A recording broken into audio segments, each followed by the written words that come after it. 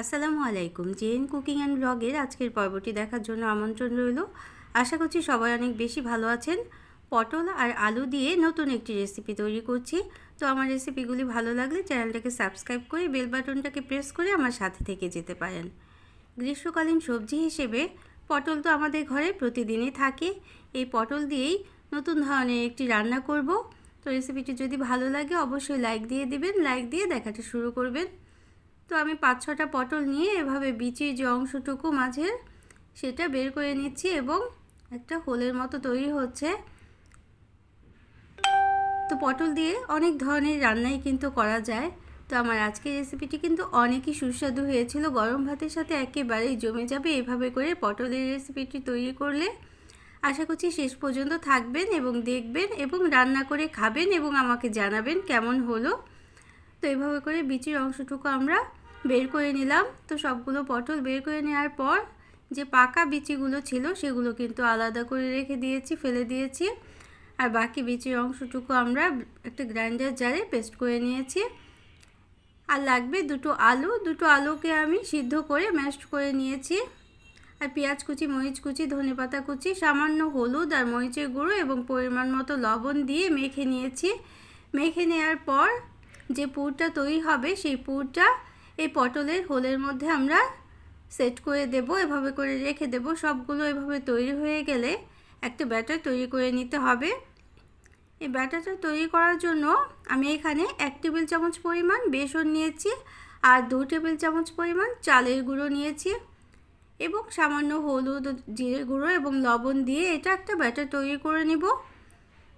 তো আমার রেসিপিগুলি যদি ভালো লাগে তাহলে একটা লাইক দিয়ে দিবেন, প্রয়োজনে কমেন্ট করবেন আর শেয়ার করে নিতে পারেন ফ্রেন্ডস অ্যান্ড ফ্যামিলির সাথে। আর যারা নতুন ভিজিট করছেন চ্যানেলটিকে তারা চাইলে এক্ষুনি চ্যানেলটিকে সাবস্ক্রাইব করে বেল বাটনটাকে প্রেস করে দেবেন এবং অল অপশনটি সিলেক্ট করে দিবেন। তাহলে নতুন কোনো রেসিপি দিলে আপনারা সহজেই দেখে নিতে পারবেন। তো আমরা এই ব্যাটারের মধ্যে পটলটা চুবিয়ে তারপর আমরা এটা ভেজে নেব। তেলটা খুব ভালোভাবে গরম হলে একটু ক্রিস্পি করে ভেজে নিতে হবে।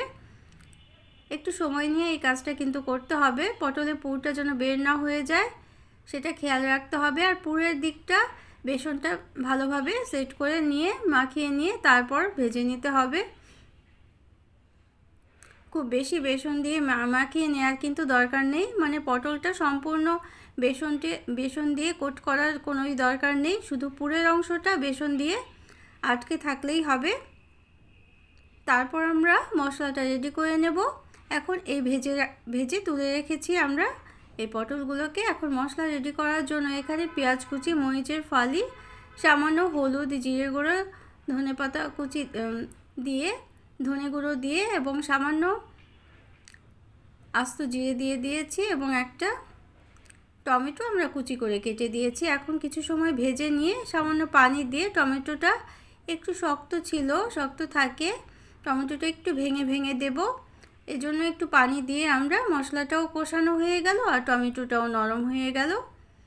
তো এভাবে নরম করে নিয়ে এখন আমরা ভেজে রাখা যে পটল ছিল সেই পটলটাকে আমরা দিয়ে দেব। দিয়ে খুব বেশি নাড়াচাড়া করার দরকার নেই, সামান্য পানি দিয়ে আমরা ঢেকে রাখবো 10 মিনিটের মতো, পটলটা যাতে ভালোভাবে সিদ্ধ হয়ে যায়। এজন্য পটলটা দেওয়ার পর আধা কাপ পরিমাণ পানি দিয়ে আমি ঢেকে রেখেছিলাম 10 মিনিট। ঢেকে রাখার পর খুব সুন্দরভাবে সিদ্ধ হয়ে গিয়েছে এবং আমরা নামিয়ে নিয়েছি। তো আমার রেসিপিটি কেমন লাগলো অবশ্যই কমেন্ট করে জানাবেন।